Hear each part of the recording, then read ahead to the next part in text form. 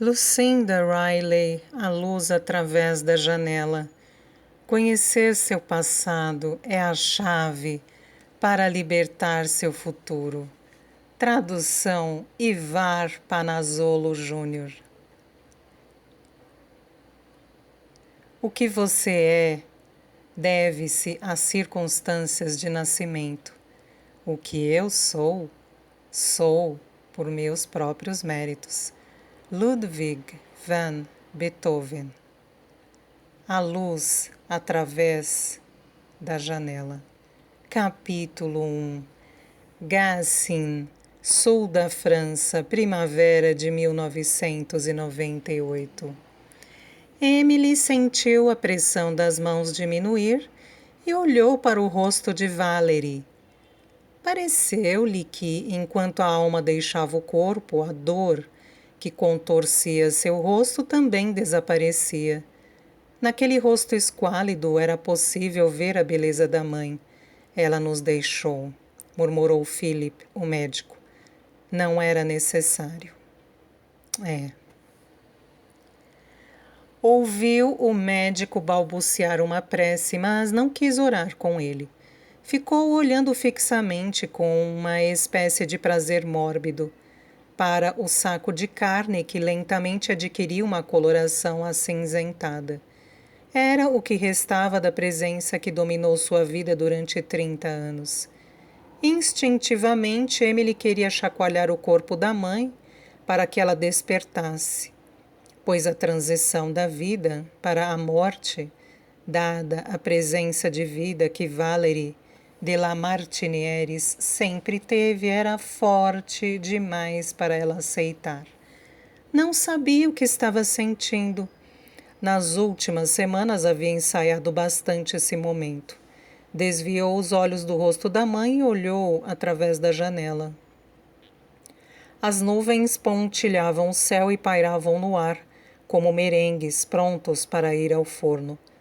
De repente, ouviu o canto suave de uma cotovia anunciando a chegada da primavera.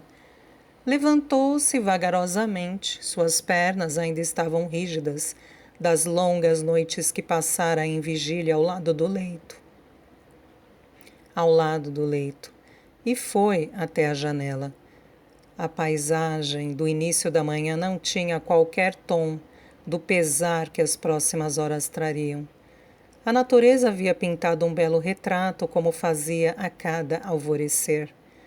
As cores suaves da paleta de Provença, o ocre, o verde e o azul escuro, traziam gentilmente um novo dia. O olhar de Emily atravessou o terraço e os jardins e pousou nos vinhedos ondulantes, que cercavam a casa e se espalhavam até onde os olhos conseguiam enxergar. A vista era simplesmente magnífica, e o era há vários séculos. O Château de la Martinières era o seu santuário na infância, um lugar de paz e segurança. Sua tranquilidade estava estampada de maneira indelével em cada sinapse do seu cérebro. E agora tudo aquilo lhe pertencia. Embora não soubesse se sua mãe havia deixado algum dinheiro para continuar a custear a propriedade, depois de todos os seus excessos financeiros. Mademoiselle Emily, vou deixá-la a sós com sua mãe, para que possa se despedir. A voz do médico interrompeu seus pensamentos. Estarei no térreo. Vou cuidar da burocracia necessária. Lamento muito, acrescentou, fazendo uma pequena mesura antes de deixar o quarto. E eu lamento? A pergunta surgiu clara na mente de Emily. Voltou-se à cadeira e sentou-se, tentando encontrar respostas para as várias perguntas que essa morte lhe trazia, querendo somar e subtrair das colunas emocionais e encontrar uma sensação definitiva. Claro que isso era impossível. A mulher, deitada de maneira tão patética, tão inofensiva agora, ainda era uma influência confusa e sempre traria o desconforto da complexidade. Valerie deu à luz uma filha, alimentou-a, vestiu-a e deu-lhe um lar de qualidade. Nunca chegou a lhe bater ou abusar. Simplesmente não notava a sua existência. Valerie era uma pessoa e Emily esforçou-se para encontrar uma palavra para descrevê-la, desinteressada. E isso fez com que ela, no papel de filha, se tornasse invisível. Emily estendeu a mão e a pousou sobre a de sua mãe. Você não me via, mamãe, não me enxergava. Emily sabia que seu nascimento havia sido uma resposta relutante à necessidade de produzir um herdeiro para a linhagem dos de Lamartinieres. Uma exigência cumprida pelo senso do dever, não pelo desejo materno de gerar uma criança. Ao perceber que tinha uma herdeira, entre aspas, nas mãos, o que era o menos desejável, Valerie ficou ainda mais desinteressada pelo papel de mãe. Não tinha idade para conceber novamente. Emily nasceu do último jorro de fertilidade de sua mãe, então com 43 anos, e continuou a levar a vida de uma das anfitriãs mais charmosas, generosas e belas de Paris. O nascimento e a subsequente presença de Emily pareciam ter tanta importância para ela quanto a aquisição de mais uma chihuahua que faria companhia aos outros 3. Da mesma maneira que os cães, Emily era trazida dos seus aposentos e acariciada apenas quando isso era do agrado de sua mãe. Pelo menos, os cachorros conseguiam encontrar conforto na presença de seus semelhantes, pensava Emily, que por sua vez passou longos períodos da infância sozinha. O fato de haver herdado as feições dos de Lamartinieres, em vez dos traços brancos loiros e delicados dos ancestrais eslavos de sua mãe, também não ajudou Valerie a gostar da menina. Emily era uma criança atarracada, com a pele morena e grossos cabelos castanhos em tom de mogno, aparados a cada 6 semanas num corte estilo Chanel, com a franja formando uma grossa linha acima de suas sobrancelhas escuras, um presente dos genes do seu pai, Edward. Às vezes olho para você, querida, e nem acredito que seja a filha a quem dei a luz, dizia a mãe em uma de suas raras visitas ao quarto de Emily, antes de ir à ópera. Bom, pelo menos você tem meus olhos. Em certas ocasiões, Emily desejava arrancar os olhos de um azul profundo das órbitas e trocá-los pelas belas íris em tom de avelã de seu pai. Não os achava adequados ao seu rosto e, toda vez que se olhava no espelho, enxergava a mãe. Emily sempre imaginou que havia nascido sem dons ou talentos que sua mãe pudesse apreciar. Matriculada em uma escola de balé aos 3 anos de idade, descobriu que seu corpo se recusava a fazer as contorções necessárias.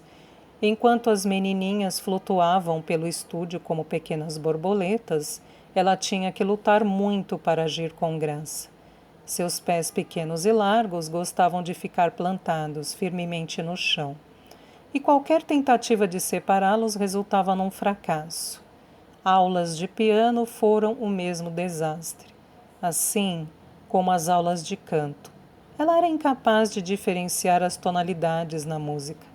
Seu corpo também não se acomodava bem dentro dos vestidos femininos que sua mãe insistia que vestisse quando convidava amigos e socialites para uma soirée nos jardins refinados e cercados por roseiras no quintal da casa de Paris, ambiente onde aconteciam as famosas festas de Valerie.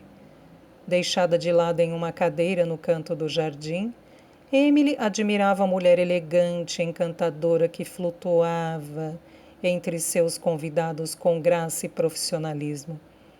Durante os vários eventos sociais na Casa de Paris e também no verão, no Château em Gassin, Emily sentia que lhe faltavam palavras e sofria com um desconforto constante.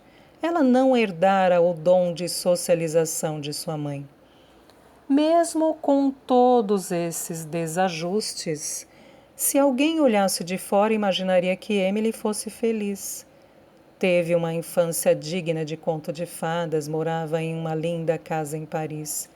Vinha de uma família que descendia de uma longa e secular linhagem de nobres franceses e era possuidora de uma riqueza herdada que estava intacta após os anos de guerra. Esse era um cenário com o qual muitas garotas francesas só podiam sonhar. Pelo menos ela tinha seu amado pai. Embora não lhe desse muito mais atenção que a mãe, devido à obsessão com sua crescente coleção de livros raros que mantinha no chateau, quando conseguia atrair sua atenção, ele lhe dava o amor e a afeição que desejava. Seu pai tinha 60 anos quando Emily nasceu e morreu quando ela tinha 14. Raramente passavam algum tempo juntos. Mas Emily entendia que muito de sua personalidade vinha de seu pai. Edward era tranquilo e introvertido, preferia seus livros e a paz do chateau ao constante fluxo de amigos e conhecidos que Valerie trazia para dentro de suas casas. Emily frequentemente se perguntava como duas pessoas tão diferentes conseguiram se apaixonar. Mesmo com as diferenças, Edward parecia adorar sua jovem esposa. Não fazia objeções ao seu estilo de vida extravagante, mesmo que levasse uma vida mais frugal que ela, e se orgulhava da beleza e popularidade que a esposa tinha no cenário social de Paris. Frequentemente, quando o verão terminava e chegava a hora em que Emily e Valerie deveriam voltar a Paris, Emily implorava para que seu pai a deixasse ficar. Papai, eu adoro ficar aqui no campo com você. Há uma escola na vila e eu poderia estudar lá e cuidar de você. Você deve se sentir muito sozinho aqui no chateau, sem ninguém ao seu lado. Edward lhe acariciava as bochechas com carinho, mas balançava a cabeça negativamente. Nada disso, pequena. Por mais que eu a ame, você deve voltar a Paris e aprender as suas lições. E também precisa saber como se tornar uma dama, como a sua mãe. Mas, papai, eu não quero voltar a Paris com a mamãe. Quero ficar aqui com você. E então, quando fez 13 anos, Emily ficou piscando para afastar as lágrimas, que surgiram de repente. Ainda incapaz de retornar ao momento em que o desinteresse de sua mãe se transformou em negligência. Ela sofreria as consequências disso pelo resto de sua vida. Como você se atreveu a não me ver nem se importar com o que acontecia comigo, mãe? Eu era sua filha. Um rápido movimento num dos olhos de Valerie fez com que Emily se sobressaltasse, temendo que sua mãe ainda estivesse viva e que houvesse escutado as palavras que ela acabara de pronunciar. Treinada para identificar os sinais, Emily verificou o braço de Valerie em busca de uma pulsação. Mas não havia qualquer indício de vida, eram os últimos vestígios físicos. E seus músculos se relaxavam e deixavam que a morte tomasse conta de seu corpo. Mãe, vou tentar perdoá-la. Vou tentar entender tudo o que fez, mas nesse momento não sei dizer se me sinto feliz ou triste por você estar morta. Emily sentia que sua respiração ficava um pouco mais estrangulada. Um mecanismo de defesa contra a dor de pronunciar as palavras em voz alta. Eu a amei muito, me esforcei para agradá-la, conquistar seu amor e atenção e me sentir digna de ser sua filha. Meu Deus, eu fiz de tudo. Emily apertou as mãos até seus punhos se contraírem. Você era minha mãe. O som da sua voz ecoando pelo quarto amplo a deixou chocada e o silêncio voltou a reinar.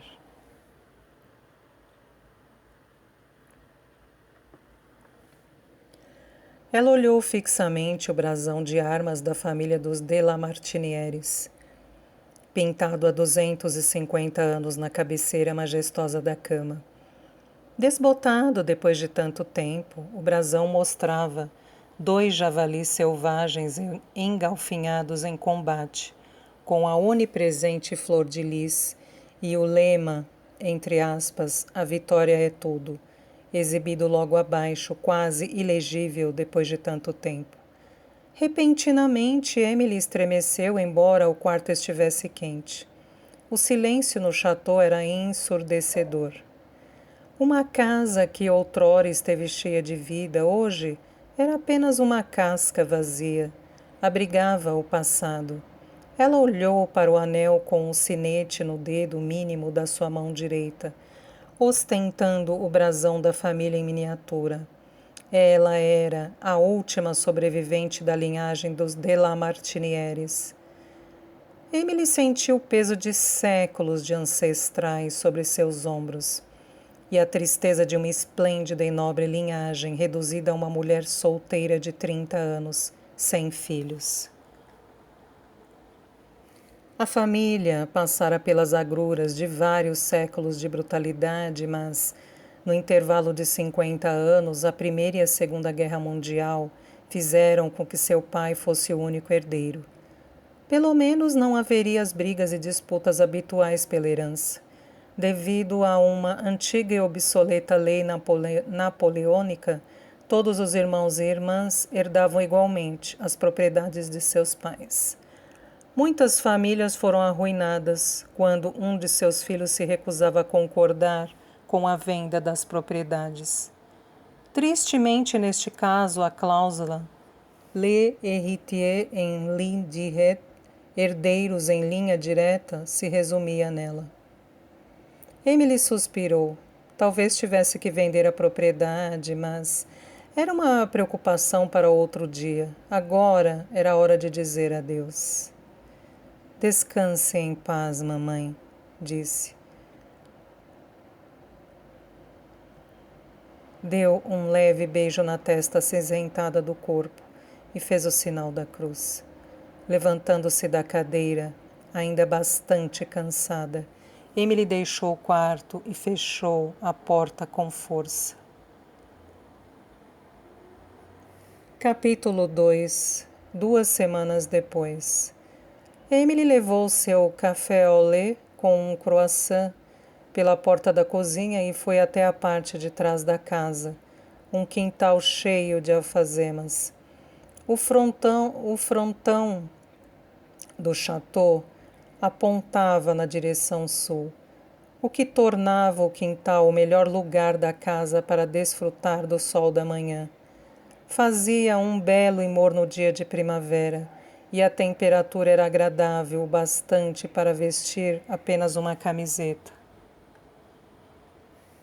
Na tarde do funeral de sua mãe em Paris, há 48 horas, a chuva caíra incansavelmente.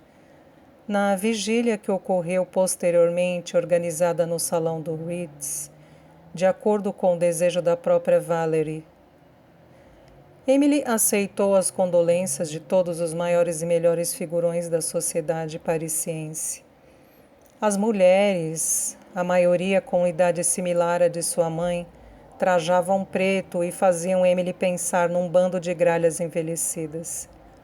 Uma grande variedade de chapéus antigos disfarçava as cabeleiras ralas, enquanto as mulheres circulavam pelo salão, bebendo champanhe, com seus corpos emagrecidos pela idade e várias camadas de maquiagem grudadas à pele flácida de seus rostos. Há algumas décadas elas foram consideradas as mulheres mais ricas e poderosas de Paris. Entretanto, o ciclo da vida avançou e foram substituídas por um novo grupo de mulheres articuladoras e influentes. Emily pensava que cada uma daquelas mulheres estava simplesmente esperando o dia em que morreria, sentindo a emoção começar a tomar conta de si, enquanto saía do Ritz e chamava um táxi que a levaria ao seu apartamento. Sentindo-se miserável, muito mal mesmo, bebeu mais vinho do que costumava e acordou de ressaca na manhã seguinte.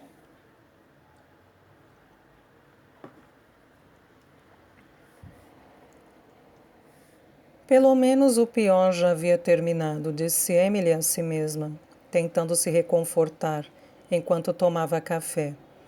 Nas 2 últimas semanas não houve muito tempo para se concentrar em qualquer coisa que não estivesse relacionada ao funeral.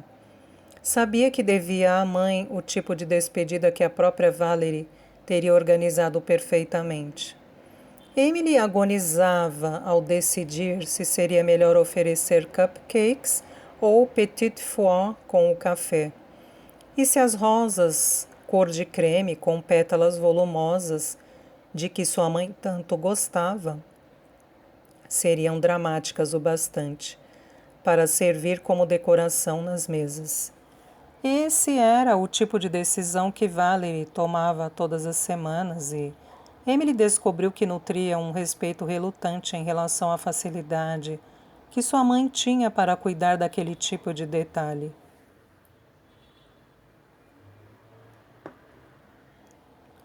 E agora Emily virou seu rosto em direção ao sol e deixou que o calor aquecesse seu corpo. Ela precisava pensar sobre o futuro.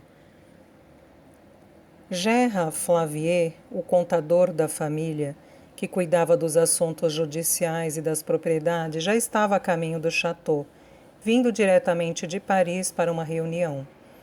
Até que ele revelasse qual era a situação financeira do lugar, não fazia sentido pensar em planos. Emily conseguiu licença de 1 mês de seu trabalho para lidar com o que ela sabia que seria um processo complexo e demorado. Ela desejava ter irmãos para dividir aquele fardo. Detalhes legais e finanças não eram seu ponto forte. Toda aquela responsabilidade a aterrorizava. Emily sentiu a maciez de uma pelagem contra a pele do tornozelo. Olhando para baixo, viu Frufru, a última chihuahua remanescente do canil de sua mãe, que a encarava com um olhar triste. Pegou a velha cadela nos braços e fez com que ela se sentasse sobre sua coxa, acariciando-lhe as orelhas. Parece que as únicas que sobraram fomos você e eu, Fru, murmurou.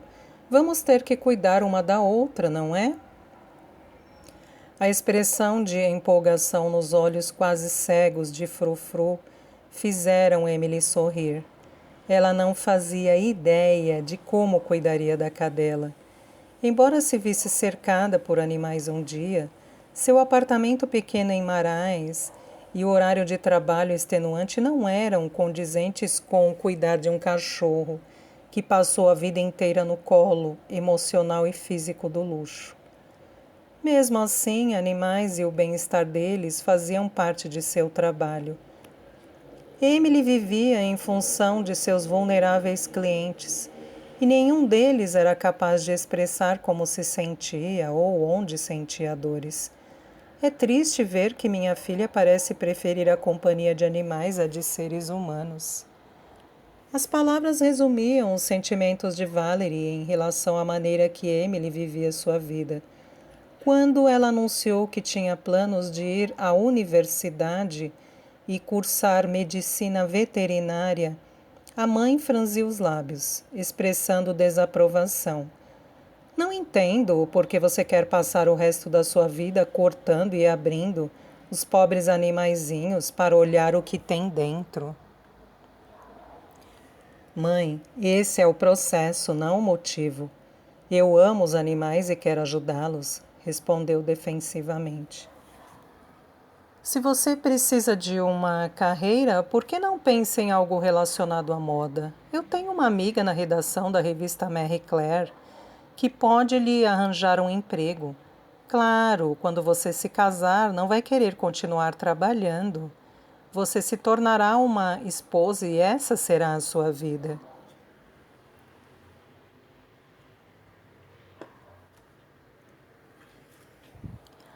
Embora Emily não culpasse Valerie por ter aquela mentalidade retrógrada, não conseguia evitar o desejo de que sua mãe pudesse se orgulhar de suas conquistas.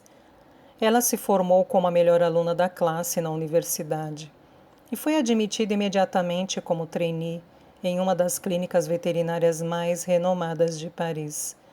Talvez a mamãe tivesse razão, Fru, disse com um suspiro. Talvez eu prefira a companhia de animais à de pessoas. Emily ouviu os cascalhos rangendo, deixou o frufru no chão e foi até a frente da casa para receber Gerard. Emily, como você está? Gerard lhe deu um beijo em cada face. Estou bem, obrigada. Como foi sua viagem? Peguei um avião até Nice e depois contratei um motorista para me trazer até aqui. Disse enquanto passava por ela e entrava no amplo hall. As venezianas estavam fechadas, deixando o cômodo imerso em sombras. Fiquei feliz pela oportunidade de escapar de Paris e vir visitar um dos meus lugares favoritos na França. A primavera no Var é sempre um espetáculo.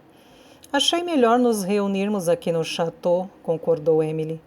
Os documentos dos meus pais estão na escrivaninha da biblioteca e imaginei que você fosse consultá-los. Sim. Gerard andava pelo piso de ladrilhos de mármore desgastados pelo tempo, observando uma mancha de umidade no teto. O château está precisando de um pouco de amor e carinho, não é? Perguntou suspirando. Ele está envelhecendo, como todos nós. Por que não vamos até a cozinha? Fiz um pouco de café. É exatamente do que preciso, disse Gerard, com um sorriso, enquanto a seguia pelo corredor, que levava até a parte de trás da casa. Sente-se, por favor, disse ela, indicando uma cadeira ao lado da longa mesa de carvalho, e caminhando até o fogão para ferver mais água. Não há muito luxo aqui, não é? Disse Gerard, estudando o espaço utilitário com pouca mobília. É verdade, concordou Emily, mas este lugar era usado pelos empregados apenas para preparar a comida para nossa família e nossos convidados. Duvido que minha mãe tenha chegado a pôr as mãos na pia algum dia. Quem cuida do chateau e das necessidades domésticas dele agora? Perguntou Gerard. Margot Duval, a governanta que está aqui há mais de 15 anos. Ela mora no vilarejo e vem trabalhar todas as tardes. Minha mãe dispensou os outros empregados depois que meu pai morreu e deixou de vir até aqui nos verões.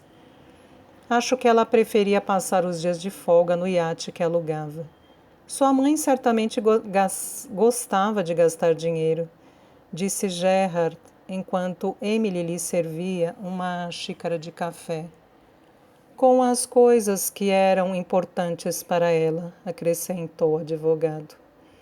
E que não incluíam este chateau, afirmou Emily bruscamente. Realmente, pelo que analisei de suas finanças, até o momento, ela parecia preferir os prazeres oferecidos pela casa Chanel. Minha mãe gostava muito de alta costura, eu sei, disse Emily, sentando-se do outro lado da mesa com sua xícara de café. No ano passado, mesmo estando bastante doente, ela ainda compareceu aos desfiles de moda. Valerie realmente era uma figura ímpar e famosa também. Seu falecimento rendeu um bom espaço em nossos jornais, disse Gerard, embora isso não seja realmente uma surpresa. Os de la Martinière são uma das famílias mais notáveis da França. Eu sei, disse Emily com uma careta. Também vi os jornais, aparentemente vou herdar uma fortuna. É verdade que sua família já foi incrivelmente rica, mas, infelizmente, Emily, o tempo passou. O sobrenome nobre de sua família ainda existe, mas a fortuna não mais. Foi o que pensei, disse Emily, sem qualquer surpresa.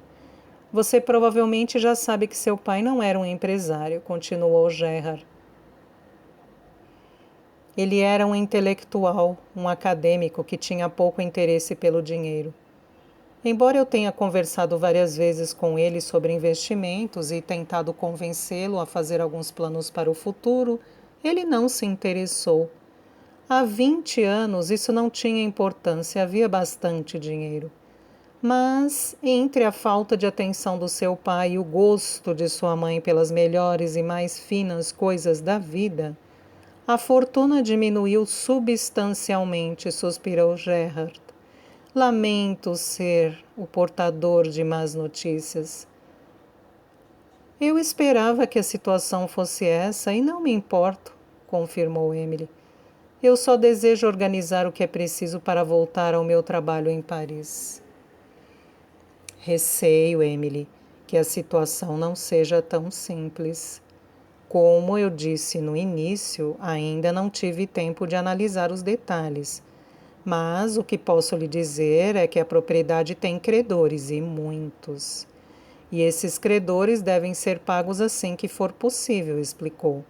Sua mãe conseguiu um empréstimo de quase 20 milhões de francos utilizando a Casa de Paris como garantia. Ela tinha muitas outras dívidas também que precisarão ser pagas. 20 milhões de francos? Emily estava pasmada. Como isso aconteceu? É fácil. Conforme os fundos foram se esgotando, Valerie não ajustou seu estilo de vida de acordo com suas possibilidades. Ela viveu durante muitos anos com dinheiro emprestado. Gerard percebeu a expressão no rosto de Emily. Por favor, Emily, não entre em pânico. São dívidas que podem ser pagas facilmente. Não somente com a venda da Casa de Paris, o que creio que seja suficiente para angariar 70 milhões de francos, mas também com o seu conteúdo. Por exemplo, a magnífica coleção de joias de sua mãe, que está trancada num dos cofres do banco onde ela era correntista, e as várias pinturas e objetos de arte valiosos que há na casa.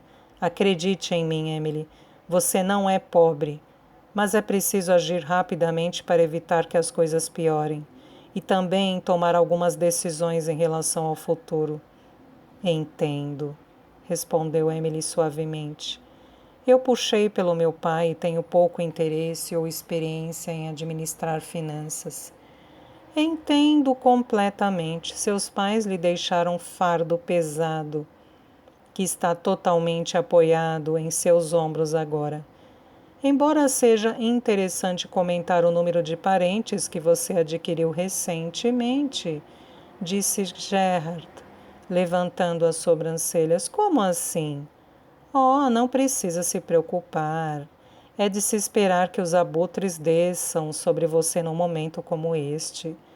Já recebi cerca de 20 cartas de pessoas que dizem ter algum tipo de parentesco com os de Lamartinieres.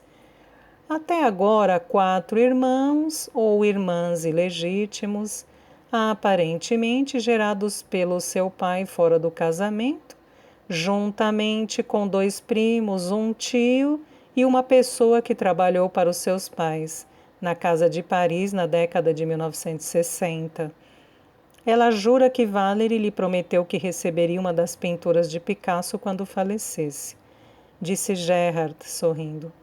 Era de se esperar, mas infelizmente as leis da França exigem que todas essas alegações sejam investigadas. Você não acha que elas sejam verdadeiras, não é? Os olhos de Emily estavam arregalados. Eu duvido de cada uma delas.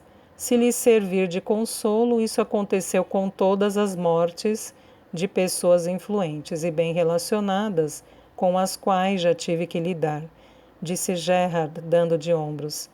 Deixe isso comigo e não se preocupe.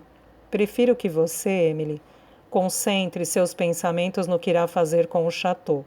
Como eu disse, as dívidas de sua mãe podem ser facilmente quitadas com a venda da Casa de Paris e seu conteúdo.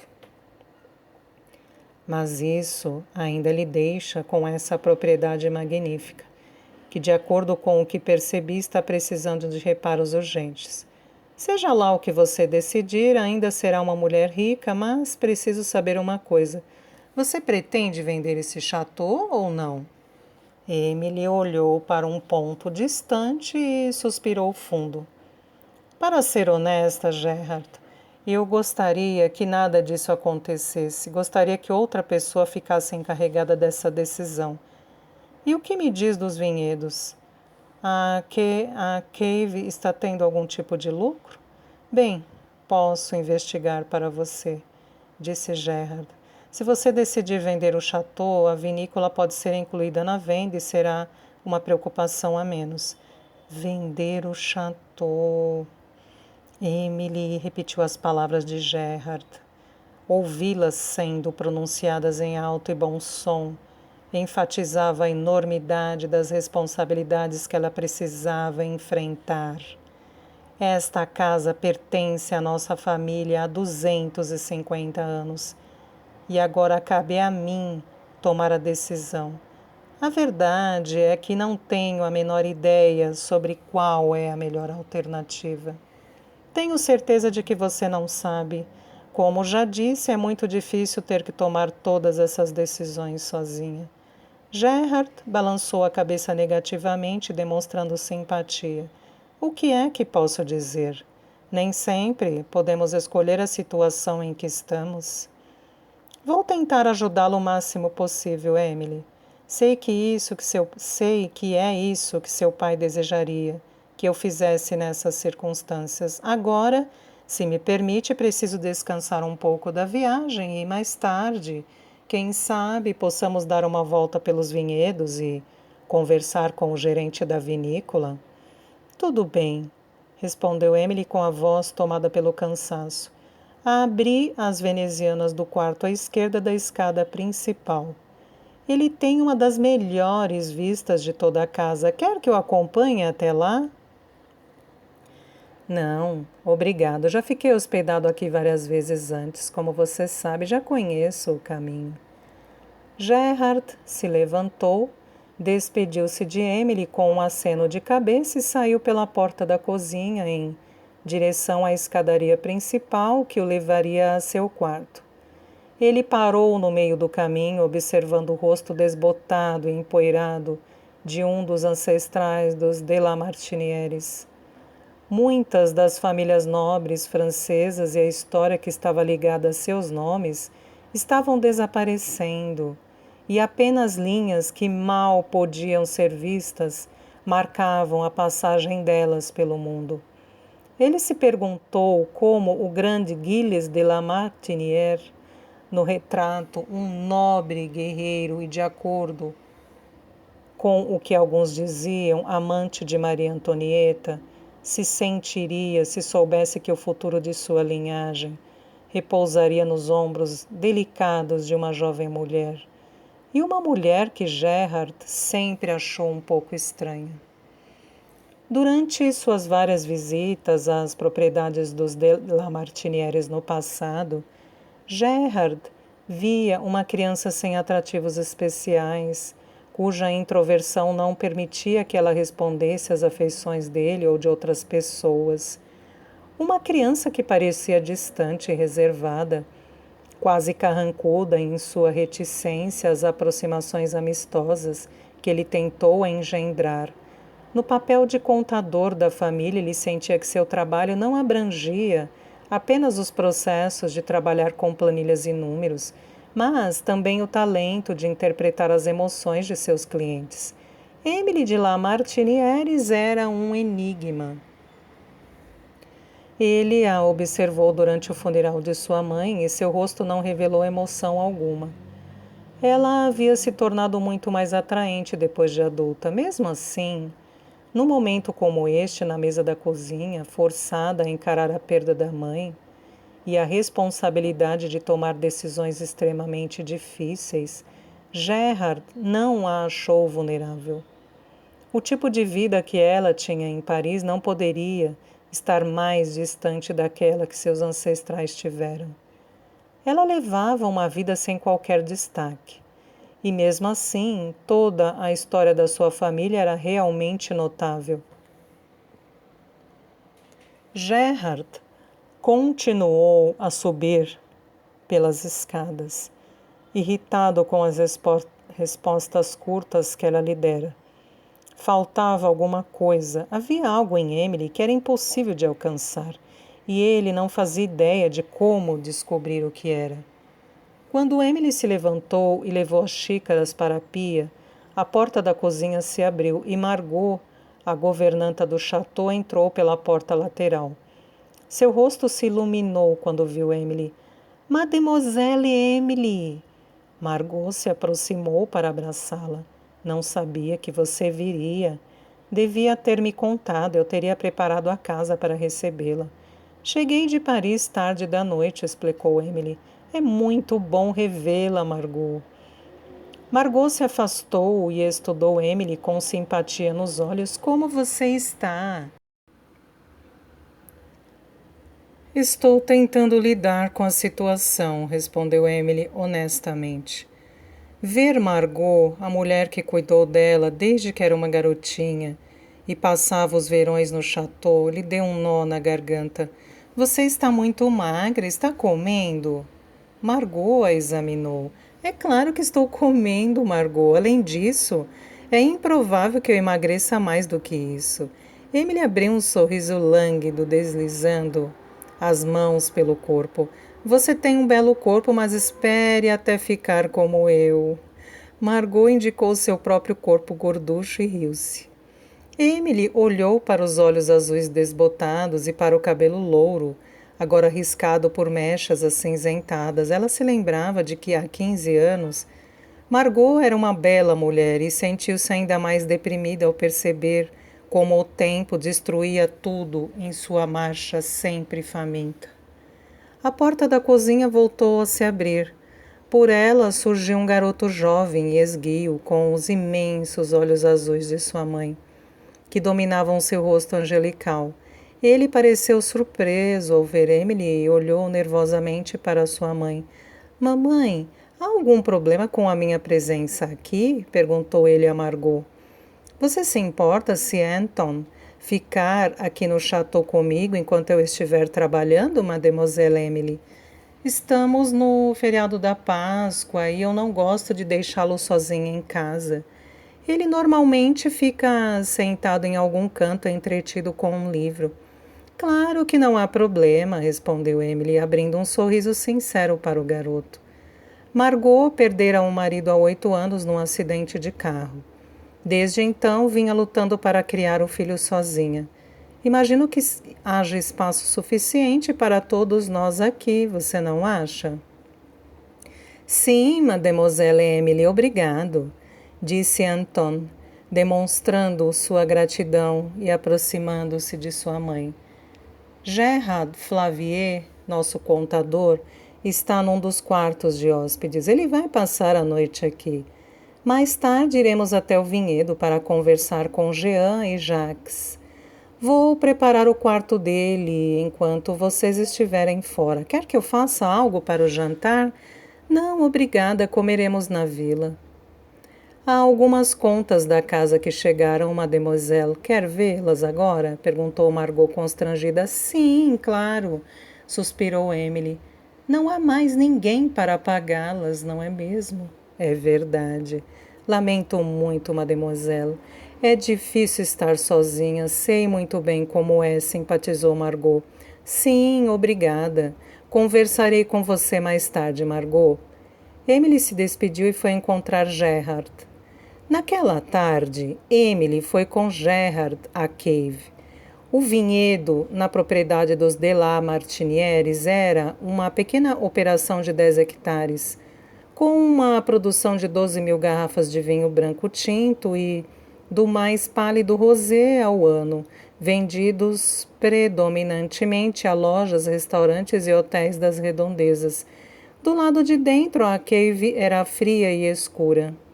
O cheiro da fermentação do vinho permeava o ar por entre os imensos barris de carvalho russo, encostados às paredes.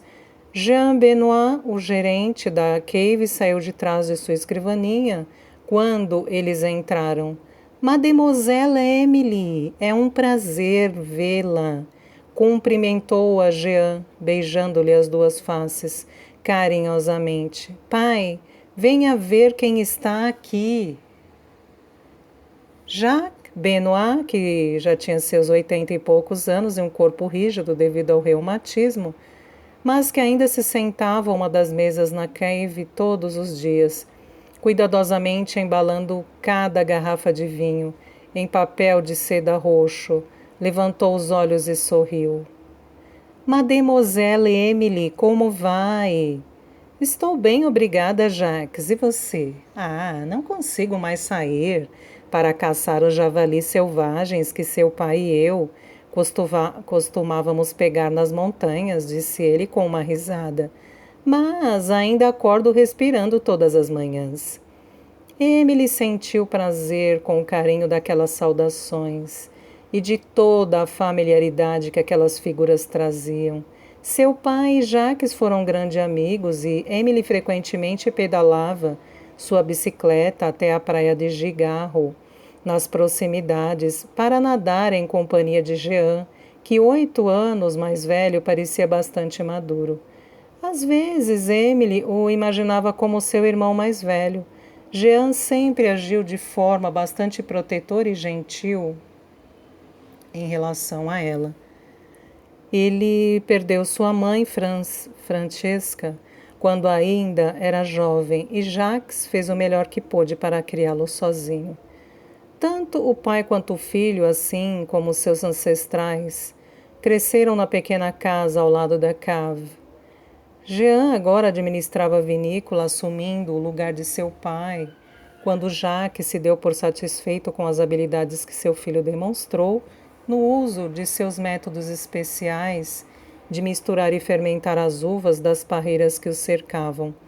Emily se deu conta de que Gerard estava atrás deles com uma aparência de desconforto.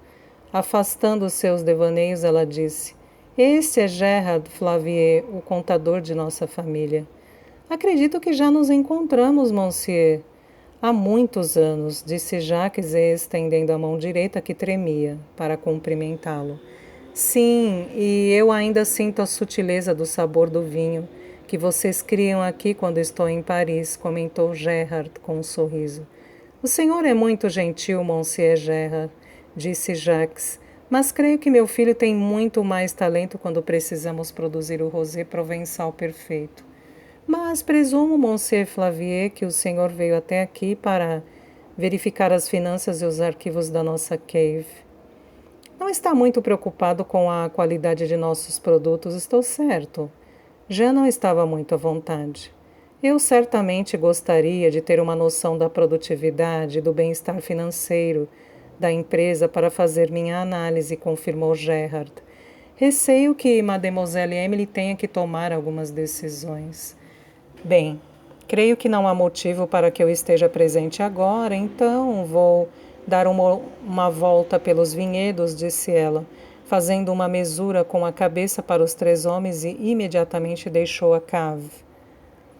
Ao sair do recinto, percebeu que seu desconforto parecia ser ainda maior pelo fato de que as decisões que tomaria colocariam o sustento da família Benoit em risco. O estilo de vida deles era o mesmo há centenas de anos. Ela percebia que Jean, em particular, estava muito preocupado, pois sabia das consequências da venda da propriedade. Um novo proprietário poderia contratar seu próprio gerente, e Jean e Jacques seriam forçados a deixar suas casas. Ela não conseguia imaginar uma mudança tão forte, pois os Benoit pareciam ter brotado do solo sobre o qual ela andava agora. O sol já estava indo em direção ao poente e Emily caminhava pelo chão de pedras, entre as parreiras delicadas.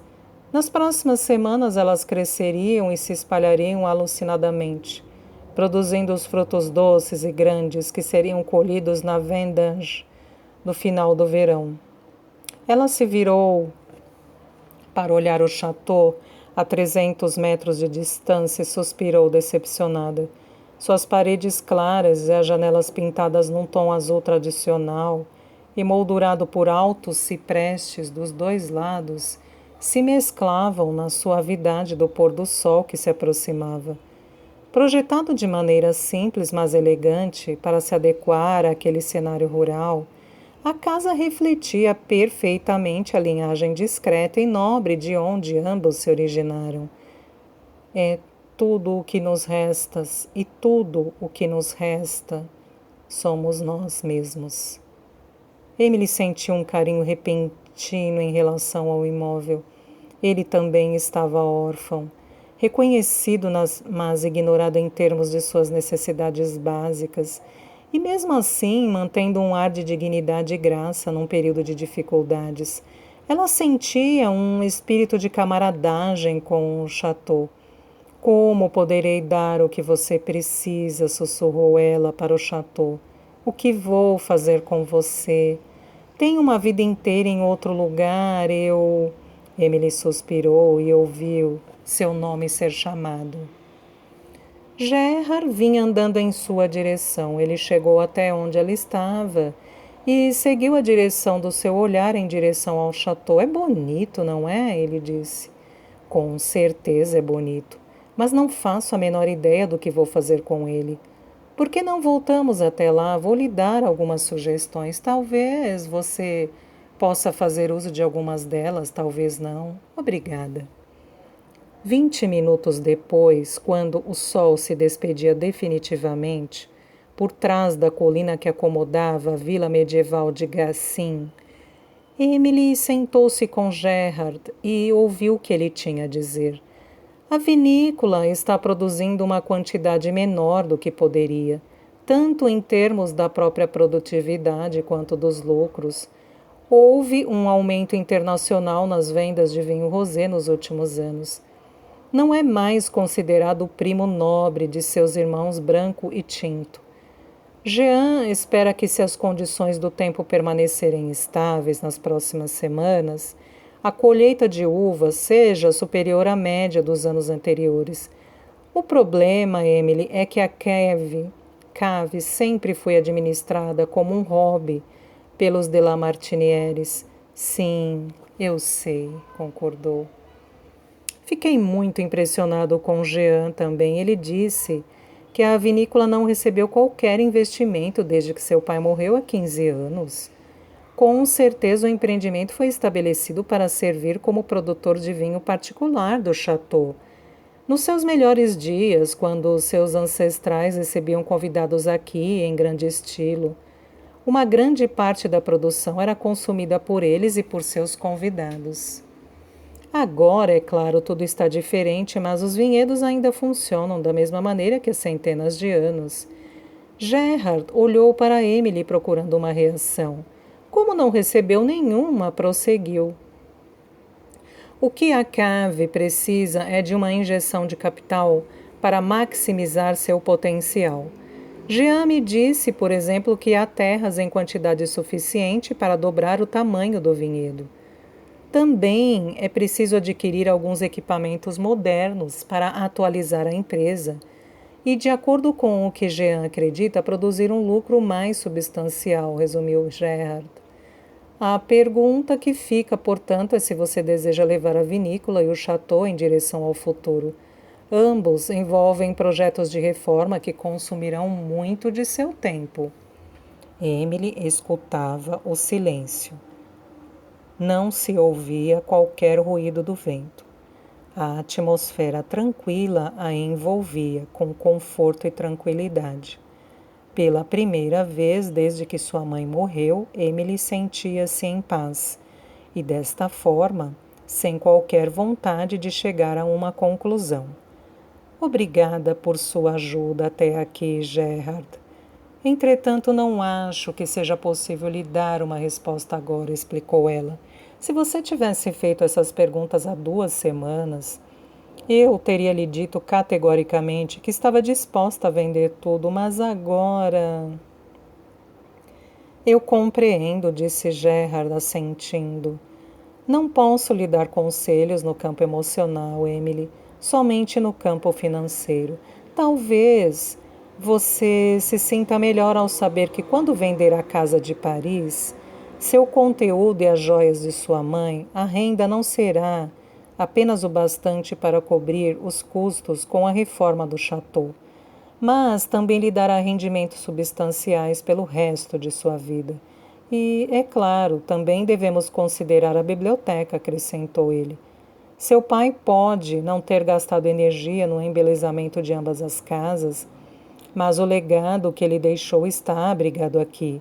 Ele ampliou algo que já era uma bela coleção de livros raros. E pelo que percebi na última vez em que verifiquei os registros, ele havia praticamente duplicado o acervo. Não sou especialista em livros antigos, mas posso imaginar que a coleção seja muito valiosa. Eu nunca venderia essa coleção, respondeu Emily firmemente, surpreendendo a si mesma com aquela repentina reação defensiva. É o trabalho de toda a vida do meu pai. Passei muitas horas na biblioteca com ele quando era criança.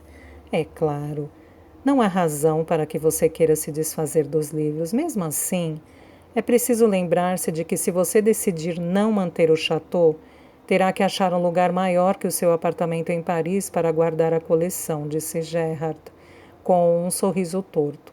Bem, agora eu preciso comer. Você me acompanharia até a vila para jantar? Partirei amanhã cedo e, com sua permissão, preciso investigar o conteúdo da escrivaninha de seu pai e ver se há mais documentos financeiros. É claro, concordou Emily. Preciso dar alguns telefonemas antes, ele disse, justificando-se, mas venho encontrá-la daqui a meia hora.